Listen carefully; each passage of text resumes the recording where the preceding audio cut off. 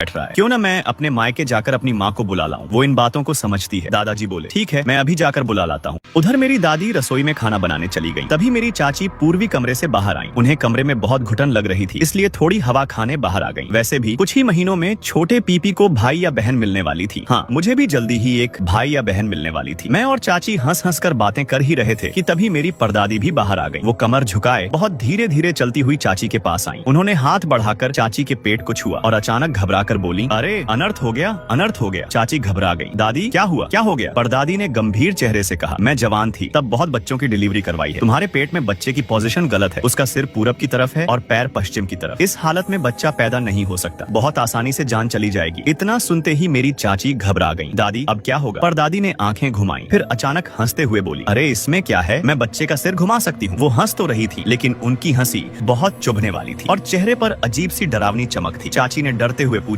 दादी बच्चे का सिर कैसे घुमाओगी? परदादी ने आंखें सिकोड़ते हुए कहा, चलो मेरे साथ अंदर चलो, मैं तुम्हारी मदद करती हूँ, बच्चे का सिर ठीक कर दूंगी। इतना कहकर परदादी चाची को लेकर पूर्वी कमरे में चली गई। मुझे कुछ ठीक नहीं लगा। मैं दौड़कर रसोई में दादी के पास गया। दादी, परदादी कह रही हैं कि चाची के पेट का बच्चा ठीक से पैदा नहीं होगा, वो उसका सिर घुमा रही है। दादी का चेहरा एकदम सफेद पड़ गया। वो रसोई से बाहर निकली ही थी कि तभी कमरे से चाची की दर्द से भरी चीखें सुनाई देने लगी। मैं और दादी भागकर कमरे में पहुंचे। वहाँ चाची मिट्टी की खाट पर पड़ी थी